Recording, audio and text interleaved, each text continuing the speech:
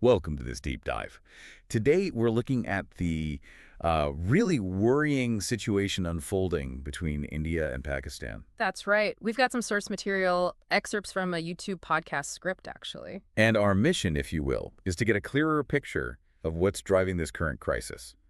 We're talking about two nuclear-armed neighbors here with, a very long and complicated history. It's crucial to understand this isn't something new. The roots go deep, really back to the partition of British India in 1947. Yeah, that partition really set the stage, didn't it? It kind of laid the groundwork for decades of tension. Absolutely. And almost immediately it led to the First Kashmir War, 47 to 48. Kashmir.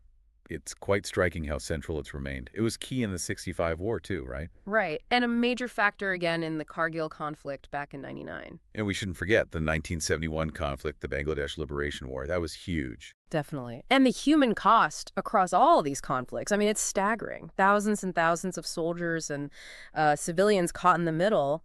We can't just gloss over that. And it feels like those old wounds, those unresolved issues are fueling what's happening right now in April 2025. Seems like it. This latest trigger, the terrorist attack in Pahalgam, Kashmir, just awful. 26 Indian tourists killed. Terrible. And India, well, they immediately pointed the finger at militant groups based in Pakistan. Which Pakistan denied. It's a pattern we've seen before, this cycle of accusation and denial. Unfortunately, yes. India's response this time was pretty immediate and quite strong. Very strong. Severing diplomatic ties, revoking visas. And suspending the Indus Waters Treaty. That's a big one. Regulating shared river resources. A very significant move. And Pakistan hit back quickly, too. Suspending the Shimla Agreement. That was supposed to be the framework for peaceful resolution. Exactly. A cornerstone agreement. They also cut off trade, expelled Indian diplomats. The whole diplomatic apparatus is basically crumbling. And now the reports say their armies are facing off at the border.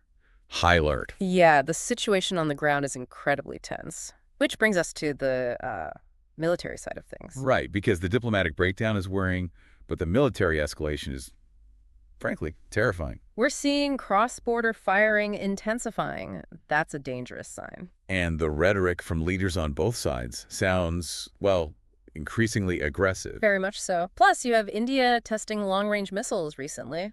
And Pakistan making, shall we say, veiled references to their nuclear capability. Hinting at it, yes. It just highlights how volatile this whole thing is. You know, the source material stresses that one mistake, one miscalculation Could lead to absolute disaster. It's a frightening thought. Truly. What's the international community saying? Are they stepping in? Well, you have the usual calls for restraint, the UN, the US, even Iran, urging both sides to de-escalate. But the sources suggest, those calls aren't really matching the reality on the ground. The drums of war, as they say, seem to be getting louder, despite the diplomacy. So looking ahead, a full-scale war, the consequences are almost unimaginable, especially with nuclear weapons in the mix. The potential for devastation across the whole of South Asia is immense. The source material makes that very clear. Yeah. It also points out, though, that ordinary people, regular citizens on both sides, they overwhelmingly want peace. They don't want conflict. Which leaves us with the big question, doesn't it? Can diplomacy somehow pull this back from the brink? Or are we heading towards more conflict? That is the question right now. Okay, so summing up this deep dive, we see a conflict deeply rooted in history partition, Kashmir.